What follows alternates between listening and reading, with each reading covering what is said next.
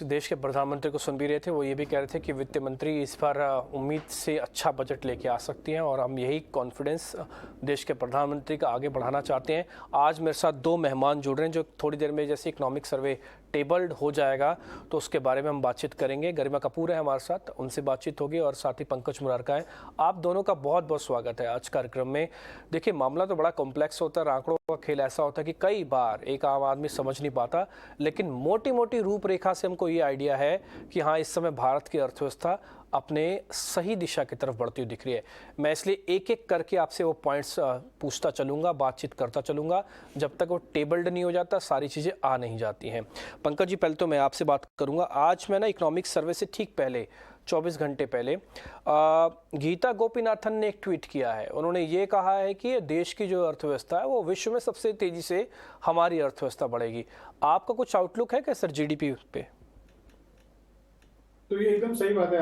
I think ये अब establish fact है कि जो हमने देखा है पोस्ट कोविड दौर में, अब चाइना की इकोनॉमी जो है स्लो डाउन हो गई है और चाइना की पीक ग्रोथ रेट भी मुझे लगता है आने वाले दशक में 5% से ज्यादा नहीं जा पाएगी। तो ये एक एस्टैब्लिश फैक्ट है कि आने वाले दशक या डिकेड में इंडिया दुनिया की जो मेजर इकोनॉमीज हैं उसमें एक फास्टेस्ट ग्रोइंग इकोनॉमी रहेगा। तो ये साल ग्रोथ हमारी काफी हेल्दी रही है, पर आज हम इस मुकाम पे खड़े हैं कि जैसे कि हम कहते हैं 60% of the world GDP is on the brink of a recession. तो आने वाले साल में ग्रोथ के लिए कुछ एक हेडविंड्स रहेंगी, पर उसके बावजूद मुझे लगता है कि हमारी ग्रोथ काफी हेल्दी रहेगी गिवन द कॉन्टेक्स्ट। अगर आने वाले साल में जो नया साल शुरू होगा नेक्स्ट फाइनेंशियल ईयर, उसमें अगर हम लोग 6% या उससे आसपास ग्रोथ कर पाते हैं तो मुझे लगता है इन द कॉन्टेक्स्ट जहाँ पे वर्ल्ड रिसेशन में है वो काफी हेल्दी ग्रोथ रहेगी। और जैसे जैसे वर्ल्ड इस रिसेशन से बाहर आएगा probably end of the year तक, तो नेक्स्ट ईयर से हमारी ग्रोथ मुझे लगता है वापस उससे बेटर हो जाएगी काफी। ओके, ठीक है। गरिमा जी, एक बार आपका व्यू पॉइंट। देखिए, सरकार के सामने ग्रोथ के साथ साथ एक और चीज़ भी खड़ी हुई है जिसपे शायद इकोनॉमिक सर्वे अपनी बात रखेगा, वो है अनएम्प्लॉयमेंट रेट।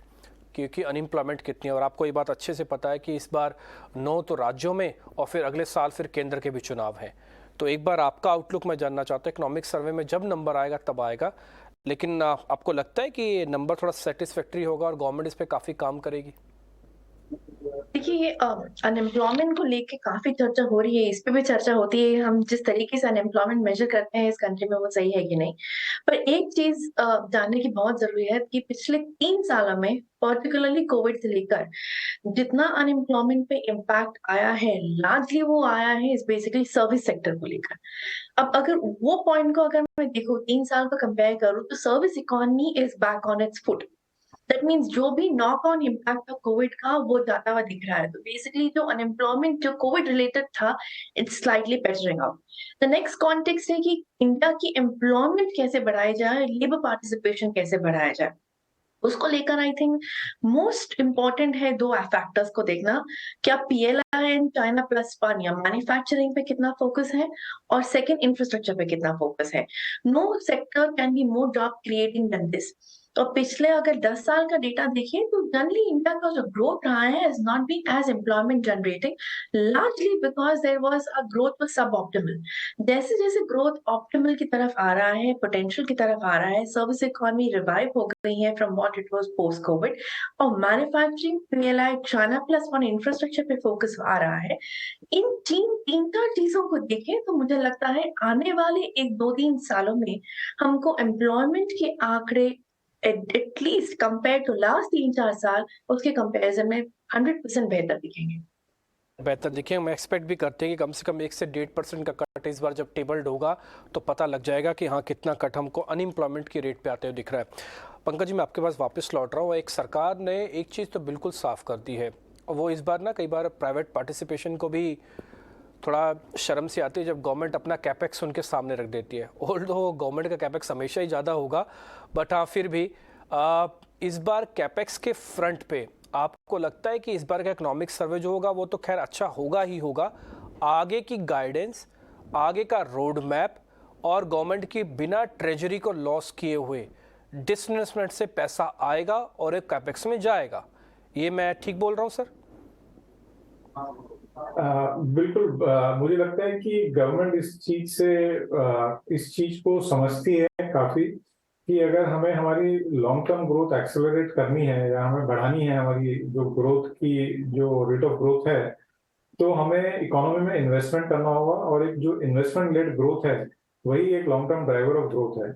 और इंडिया अभी भी एक इवॉल्विंग या इमर्जिंग इकोनॉमी है, तो हमारे देश में हर एक सेक्टर में इन्वेस्टमेंट से काफी पोटेंशियल है। अगर आप इंफ्रास्ट्रक्चर में, तो इंफ्रास्ट्रक्चर के सभी सेगमेंट्स में काफी पोटेंशियल है, और वैसे इकोनॉमी के हर सेगमेंट, चाहे वो हेल्थ केयर हो चाहे एजुकेशन हो, ये सभी में काफी इन्वेस्टमेंट्स की जरूरत भी है। तो मुझे लगता है कि इसमें कोई संदेह नहीं है कि गवर्नमेंट का फोकस इन्वेस्टमेंट्स पे रहेगा, बिकॉज इन्वेस्टमेंट लेड जो ग्रोथ होती है वो एक नॉन इन्फ्लेशनरी ग्रोथ होती है लॉन्ग टर्म में, और उसके आउटपुट लॉन्ग टर्म में इकोनॉमी के लिए अच्छे रहते हैं।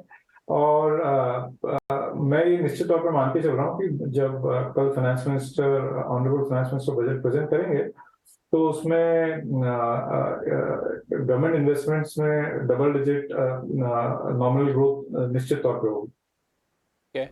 अब तक हमने 4 मुद्दों पर बातचीत कर ली जो कि इकोनॉमिक सर्वे में बड़ी क्लोजली वॉच किए जाते हैं। फर्स्ट इज़ जीडीपी ग्रोथ वगैरह, सेकंड इज़ द कैपेक्स, इसके बारे में भी पंकज जी बात कर रहे थे। इसके अलावा एक अनएम्प्लॉयमेंट वाला मुद्दा हमने बातचीत की गरिमा जी ने, और एक लास्ट टॉपिक है जो मेरे को लग रहा है थोड़ा और इम्पॉर्टेंट है, वो है इन्फ्लेशन। गरिमा जी, मैं इसी सेकंड टॉपिक पे आता हूँ, इन्फ्लेशन पे। देखिए, मैं आरबीआई गवर्नर का रेफरेंस दूंगा इस पे, मैं सरकार का रेफरेंस नहीं दूंगा। सरकार का तो बात होती ही है कि देखिए हम तो इन्फ्लेशन को कंट्रोल कर लेंगे, लेकिन एक्चुअली पिक्चर आरबीआई आपको बताता है कि हाँ प्रॉब्लम कहाँ है। हाँ, आरबीआई गवर्नर ये कह रहे थे कि दिसंबर जनवरी आते आते तक इन्फ्लेशन इस तरह से कंट्रोल में आ जाएगा कि फिर इन्फ्लेशन एक प्रॉब्लम नहीं रहेगा, सिर्फ रहेगा, प्रॉब्लम नहीं होगा बट रहेगा। हाँ, आपको लग रहा है कि इन्फ्लेशन जो खासकर उसमें फूड इन्फ्लेशन वाला पार्ट था वो अब काफ़ी हद तक सेटल हो गया है, अब जो भी है वो कॉमोडिटी बेस्ड इन्फ्लेशन है जो आने वाले दिनों में सेटल्ड हो जाएगी? देखिए, अगर हम देखें from the peak of April, जब इन्फ्लेशन ऑलमोस्ट 7.5 को क्रॉस कर चुका था, वहां से लेके अभी तक ट्रैजेक्टरी देखें तो हमने ऑलमोस्ट 2 महीने में नंबर सब 6 आया है। जो मेरे एस्टिमेट्स हैं, वो इनिशियल एस्टिमेट्स हैं, वो कहते हैं कि जनवरी का नंबर भी सब 6 ही आएगा। एंड ऑल पॉसिबिलिटीज, जो आरबीआई का एस्टिमेट है सीपीआई इन्फ्लेशन का 6.7% का, वो अंडरशूट होगा मेरे हिसाब से at least by 10 to 15 basis point. That means जो हम अपेक्षा कर रहे थे साल की शुरुआत में और जिस तरह से हम साल का अंत करेंगे, उसमें काफी डिफरेंस होगा। अब फूड इन्फ्लेशन इसमें बहुत जरूरी है कि ये जो 3 महीने के जो नंबर्स आपको दिख रहे हैं, जो अंडरशूट हो रहे हैं, वो अधिकतर रीजन है कि फूड इन्फ्लेशन काफी इंटेंस प्रोपोर्शन से गिरा है पिछले 2-3 महीनों में, बिकॉज जो अराइवल्स रहे हैं खरीफ के, वो काफी रोबस्ट रहे हैं खरीफ क्रॉप के। अभी रही बात कोर इन्फ्लेशन की, कोर इन्फ्लेशन इंडिया में काफी स्टिकी रहा है।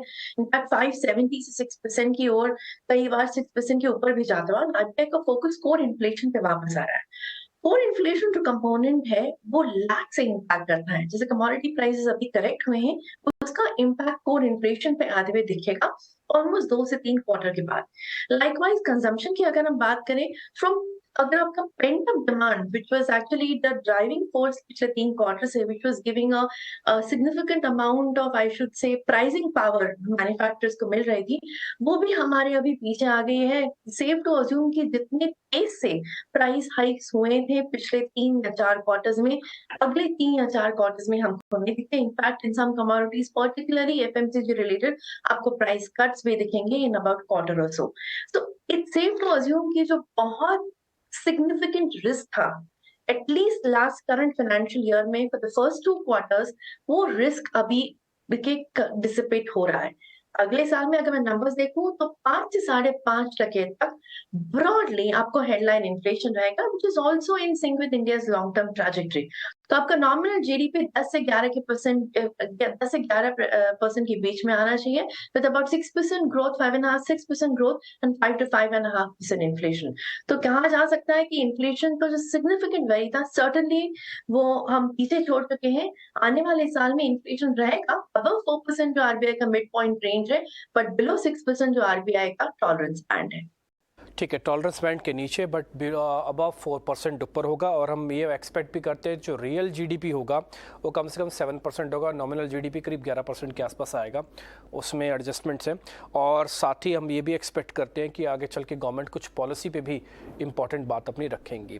खैर, पॉलिसी वाले टॉपिक पे पंकज जी और गरिमा जी से हम बातचीत करेंगे, लेकिन आपको सीधा आंध्र प्रदेश लिए चलते हैं और वहाँ पे एक समिट चल रहा है, इन्वेस्टर समिट, उसका आज दूसरा दिन है।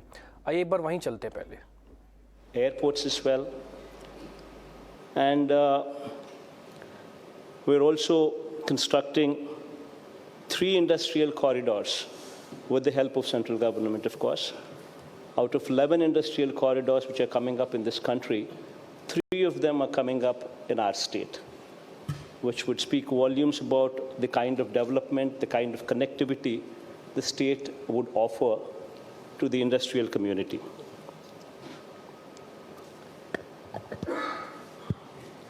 And of course, we have a treasure house of 48 minerals suitable for various mineral-specific industries as well. And most importantly, the ease of doing business, which speaks about a single desk portal, wherein all the approvals are deemed given within 21 days. I mean, that itself would stand as a testimony of how swift and how fast we are.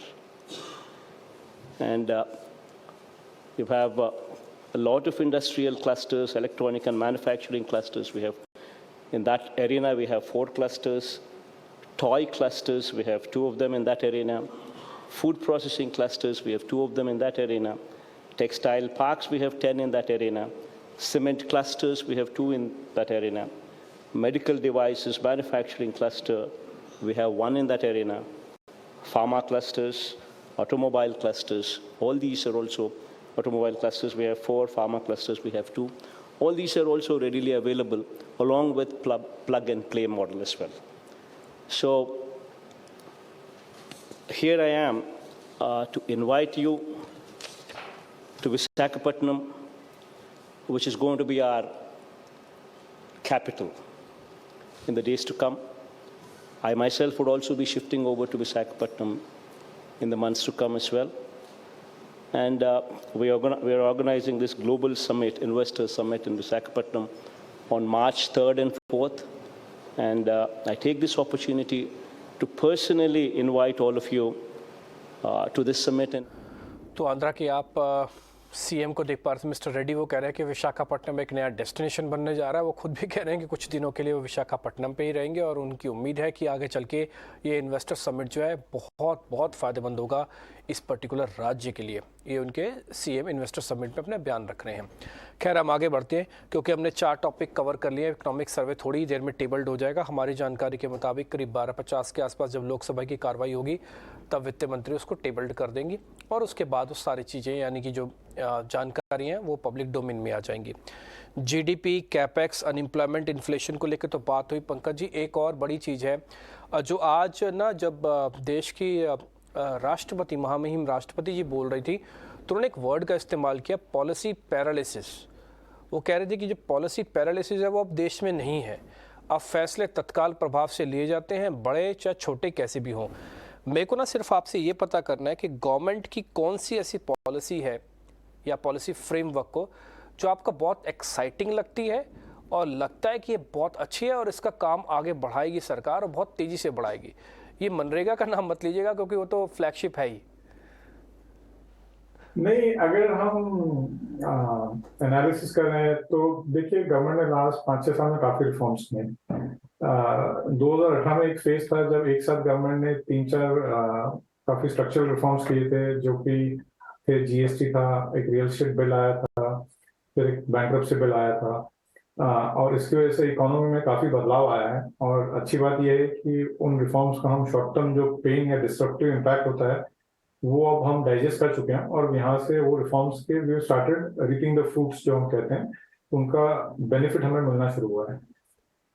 उसी प्रकार से government ने जब Covid crisis आई और दुनिया भर में economies में एक शार्प डाउनटर्न आया कोविड की वजह से, तो गवर्नमेंट ऑफ इंडिया ने वापस इकोनॉमी पे काफी अच्छा फोकस किया और एक ये PLI ड्रिवन नई इंसेंटिव स्कीम शुरू की है। मैं इस पे काफी पॉजिटिव हूँ। मुझे लगता है कि ये एक बहुत ही अच्छा स्ट्रैटेजी या प्लान है गवर्नमेंट का, वेयर गवर्नमेंट एक इंसेंटिव देके न्यू मैन्युफैक्चरिंग को इंडिया में इनवाइट कर रही है, इंडिया की मैन्युफैक्चरिंग रिवाइवल पे फोकस कर रही है। इससे 2-3 बड़े फायदे होंगे। ऑब्वियसली मैन्युफैक्चरिंग का एक्सपेंशन होने की वजह से काफी जॉब क्रिएशन होगा इकोनॉमी में। सेकेंडली, मोर इम्पोर्टेंटली, आज सच्चाई है कि India is the lowest cost to manufacture anything in the world, because China में जो है अब लेबर कॉस्ट इंडिया से काफी हाई है और गवर्नमेंट ने एक पॉलिसी लाई थी जिसके जरिए न्यू मैन्युफैक्चरिंग में डायरेक्ट टैक्सेस भी केवल 15% इंडिया में, जो कि एक लोएस्ट है वर्ल्ड में। तो combination of this low taxes, low wage rates and जो PLI के इंसेंटिव है, makes India an ideal destination for any global company to set up their manufacturing in India. तो मुझे लगता है गवर्नमेंट को एक जो हम कहते हैं ना कि इंडिया इस समय we are the growth drivers of the world, तो जो पॉलिसीज राइट है उनमें मैं इनफैक्ट एक्सपेक्ट करूंगा कि फाइनेंस मिनिस्टर को इस बजट में डबल डाउन कर देना चाहिए, बिकॉज ये काफी इसमें जो इंसेंटिव दिए जा रहे हैं ये काफी एक प्रोडक्टिव ग्रोथ ड्राइव कर रहे हैं इकोनॉमी में। सो आप अगर मुझसे पूछो तो मैं ये PLI को लेके काफी पॉजिटिव हूँ और मुझे लगता है इसका एक बहुत स्ट्रॉन्ग इसका एक बहुत स्ट्रॉन्ग पॉजिटिव इम्पैक्ट आएगा हमारी ग्रोथ पे। मेरा ऐसा मानना है, जो भी हमने डेटा देखे हैं, कि PLI ड्रिवन जो इन्वेस्टमेंट्स हो रहे हैं वो इटसेल्फ आज से 4 साल में हमारी 1% हमारी इंक्रीमेंटल ग्रोथ पे कंट्रीब्यूट करेंगे। कहने का मतलब कि 1% इंक्रीमेंटल ग्रोथ खाली PLI ड्रिवन मैन्युफैक्चरिंग के इन्वेस्टमेंट से आएगी। तो मुझे लगता है गवर्नमेंट को इसमें और काफी जोर से एक्सेलरेट करके इसको काफी बढ़ावा देना चाहिए। डन। हालांकि मैं आपसे PLI के बारे में अलग से चर्चा करता, लेकिन आपने खुद ही इस टॉपिक को उठा दिया जो कि इस समय सबसे महत्वपूर्ण है। हमारे पास कुछ एक और जानकारी भी है पंकज जी, जो कि PLI से ही जुड़ी हुई है। मैं जब सेकंड क्वेश्चन आपसे पता करूंगा ना, तो मैं आपके सामने सेक्टर नोटिस करवाऊंगा। जरा फिर मेरे को वो बताइएगा कि उन जगहों पर अगर PLI सरकार ले आती है तो कितना बड़ा बेनिफिट होगा। गरिमा जी के पास आते हैं। गरिमा जी, एक चीज़ मेरे को और आपसे पता करनी है, ये 2021 और 2022 के अंदर जो शांति आपको दिख रही है 2021 के मुकाबले, खैर ये अभी आप जो सीधा तस्वीरें देख पा रहे हैं ये लोकसभा की ही हैं और यहाँ पे टेबल किया जाएगा। अभी राष्ट्रगान वहाँ पे हो रहा होगा, तो उसके बाद जैसे ही वो टेबल होगा तो हम आपको वापस से लोकसभा लिए चलेंगे। देश के प्रधानमंत्री बकायदा लोकसभा में इस समय अवेलेबल हैं और ओम प्रकाश बिरला जी भी हैं तो जो कि चेयरपर्सन है और लोकसभा के, वो भी इस समय आपको तस्वीरों में दिख रहे थे। खैर, मैं आपके पास आ रहा था ग्लोबल सिचुएशन पे। आपको लगता है कि 2021 के अंदर जितने वॉलेटाइल थे अब उतने ही हम स्टेगनेंट हो गए और शांति अब आएगी? एक दो चीज़ों को छोड़ दिया जाए तो हमको ये नहीं पता था उस समय क्रूड का क्या होगा, हमको ये नहीं पता था कि डॉलर इंडेक्स का क्या होगा, हमको ये भी नहीं पता था कि इकोनॉमिक की रिसेशन US के अंदर कितना सीवियर होगा। अब हम कैलकुलेट करने के आदी हो चुके हैं और पता भी लग रहा है। ये कितना रिस्क ऑफ हो गया मैम? देखना चाहिए, एक तो वॉर का जो रिस्क है, रिस्क प्रीमियम जो वॉर का था कमोडिटीज पर, वो तो खत्म हो गया। अभी वॉर खत्म भी हो जाए तो भी उसका इम्पैक्ट किसी भी कमोडिटी पर बहुत ज्यादा नहीं दिखेगा, बिकॉज वो नियरली उसका जो प्रीमियम था खत्म हो चुका है। सेकेंड चीज है ऑयल को लेकर। अब ऑयल काफी वॉलेटाइल रहा last year, largely because of the supply shock. अभी so long as China Russia का जो प्राइस कैप, बिकॉज वो काफी रियलिस्टिक है, उसके चलते सप्लाई में तो प्रॉब्लम नहीं होगा, बट बिकॉज चाइना रिवाइव कर रहा है बड़े quickly post COVID world and उसका 2 मिलियन बैरल से डिमांड लोअर था compare to pre COVID, China का demand will come back in a hurry. उसमें we are already in a tightly supplied market when it comes to crude. तो chances of global crude oil prices, मैं Brent की बात कर रही हूँ, going back to 100 by the middle of the current calendar year can not be ruled out, despite the fact कि हमको कोई इंक्रीमेंटल सप्लाई शॉक नहीं लगेगा, simply because we sitting on a tightly supplied market. देखिए, इन सब में आपको ये भी याद रखना है कि US अपना स्ट्रेटेजिक पेट्रोलियम रिजर्व भी रिफिल करेगा, उसने ड्रॉ डाउन कर लिया है। तो दो तीन चीजें जो आएंगी डिमांड रिलेटेड, वो हमको एक साथ हिट करेंगी। और मेरा एस्टिमेट है कि आपका crude oil prices possibly can go back in the range of 90s to 100s, it can also touch 100, but India's ability to manage inflation or current account बहुत ही ज्यादा इंप्रूव हो चुके हैं बिकॉज मैक्रो स्टेबिलिटी है। तो even if अगर वो shock आता है तो वो शॉक इतना सीवियर नहीं होगा। हमारे पास वेयरविथॉल है, हमारे पास एक्साइज ड्यूटी वैट कट करने का स्कोप है, we sitting on comfortable import cover of more than 9.5 months। तो the way it hit us in the middle of last year, मुझे लगता नहीं इस साल वो हिट करेगा। सेकेंड बिग पॉजिटिव आने वाला है कि in the near term at least after March April Fed का रेट हाइक ट्रैजेक्टरी हमको एंड होता हुआ दिख रहा है। Another 50 basis point which is a base case. So for most of 2022 में अगर हम मार्च से बात करें तो we were in a rising interest rate trajectory. 2023 में we will be in a stable interest rate trajectory. तो risks को अगर मैं comparison करूं तो compared to 2022 risks 2023 में particularly external side और global side से certainly कम रहेंगे। जो ग्लोबल ग्रोथ की जो रिस्क और रिसेशन की जो बात चल रही है, अगर मैं एक क्वार्टर पहले अगर आप मुझसे बात करते हैं तो मैं कहती risk do look quite severe, लेकिन इनकमिंग डेटा कंफर्म कि यूएस में सॉफ्ट लैंडिंग होगा और जो रिसेशनरी फियर्स हैं globally including in Europe and in US probably are not going to be as severe as initially anticipated. So clearly 2023 from external and global point of view will certainly be better than 2022.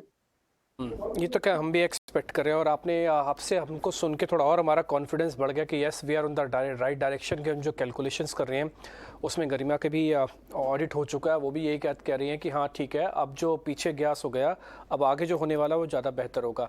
अभी आप ना तस्वीरें देख पा रहे थे लोकसभा की, एक बार ज़रा वापस से दिखाइए। असल में ये कार्रवाई शुरू है, उससे थोड़ी देर ये क्वेश्चन सेशंस टिपिकली हो रहा है वहाँ पे, तो वहाँ पे बताया जाता है कि इस क्वेश्चन पे ये आंसर, इस क्वेश्चन पे ये आंसर, और थोड़ी देर में आपको वित्त मंत्री दिख जाएंगी जहाँ वो टेबल्ड करेंगी, और देश के प्रधानमंत्री भी लोकसभा के अंदर हैं, देश के होम मिनिस्टर भी आपको दिख रहे हैं और साथ ही डिफेंस मिनिस्टर भी आपको तस्वीरों में दिख रहे होंगे। तो खैर जैसे ही टेबल्ड होगा तो फ्लैशेस तक पब्लिक डोमेन में आएंगे, उसके बारे में हम चर्चा करेंगे। लेकिन मोटा मोटी जितना हमने आकलन किया है, शायद नॉमिनल जीडीपी आएगा करीब 11% के आसपास का इस इकोनॉमिक सर्वे के अंदर। जीडीपी जो रियल टर्म से बताया जाएगा वो 6% से 7% के बीच में रहने की उम्मीद है। प्रोबेबिलिटी हाई है कि 6.5 के ऊपर होगा, 7 के आसपास होगा। इन्फ्लेशन जैसे गर्मा जी खुद बता रहे हैं कि 5.5% के आसपास होगा, और शायद इस इन्फ्लेशन की पूरी ट्रैजेक्टरी में ये वन ऑफ द सेफेस्ट भी हो सकता है।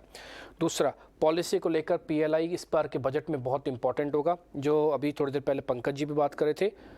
ग्लोबल रिस्क ऑफ कितना हुआ है ये गरिमा जी ने आपको पूरा अच्छे से समझा दिया कि अगर अब युद्ध ख़त्म भी हो जाए ना, तब भी कमोडिटीज़ पे कुछ ज़्यादा बड़ी वॉलेटिलिटी नहीं होगी।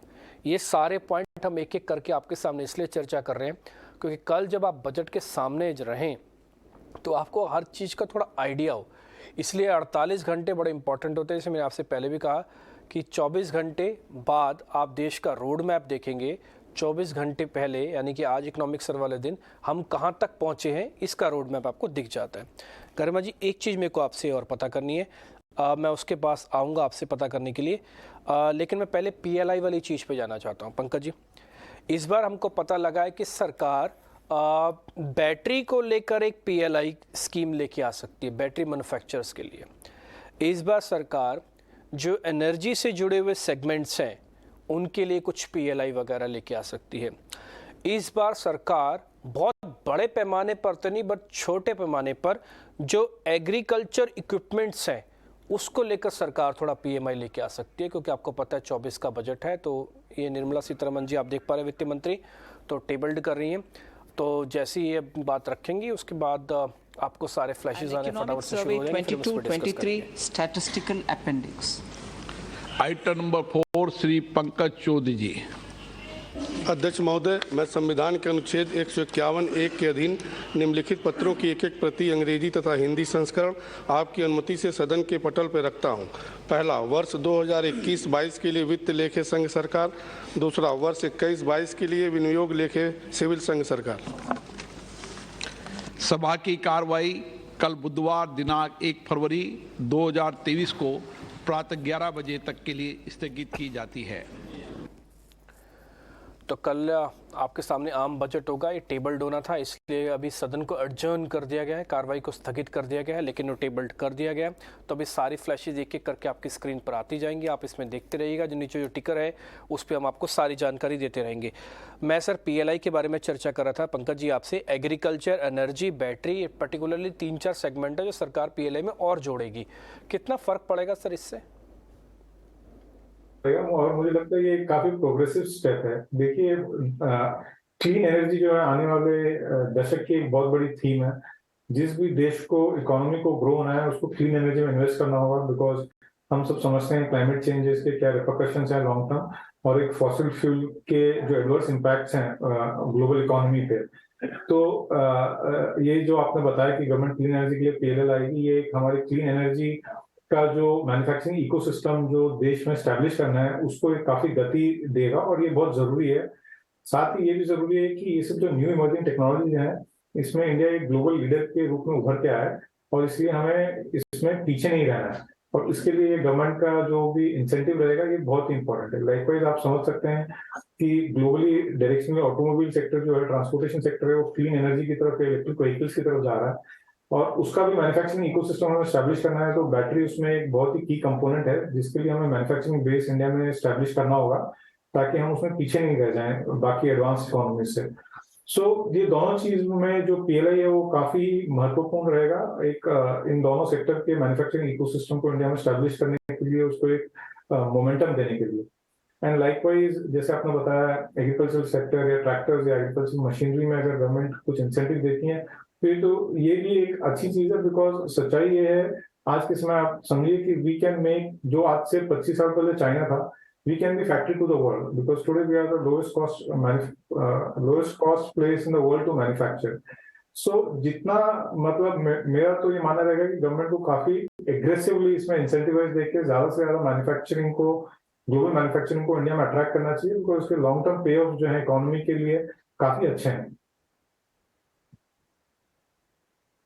खैर इस बीच आपको बता दें कि गरिमा जी, एक जो आपका आकलन था ना वो बिल्कुल ठीक है, मैं आपको बधाई भी दूंगा, क्योंकि GDP के जो नंबर्स आए हैं ना जो सरकार अनुमान कर रही है, वो 23 के लिए तो 7% और 24 के लिए जो अनुमानित नंबर है वो आया है 6% से लेकर 6.8%।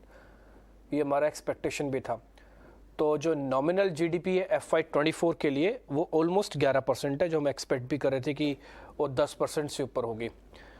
और जो FY23 के लिए GDP का नंबर है वो गवर्नमेंट ने बताया 7%। 24 के लिए नंबर अनुमानित यानी कि एस्टिमेटेड नंबर है वो है 6.8% ऑफ द हायर ट्रेजेक्ट्री। और जो नॉमिनल नंबर है GDP के FY24 के लिए वो है करीब 11% के आसपास के।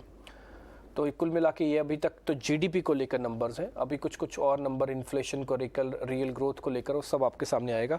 ये नंबर्स ठीक है ना गरिमा जी? आप भी यही एक्सपेक्ट कर रहे थे ना? मतलब इनलाइन है फिर तो जो गवर्नमेंट ने अनुमान लगाया? गवर्नमेंट ये नंबर्स बोलेगी वो मैं एक्सपेक्ट कर रही थी, लेकिन हम वो 11% नॉमिनल GDP कर पाएंगे कि नहीं मुझे डाउटफुल है।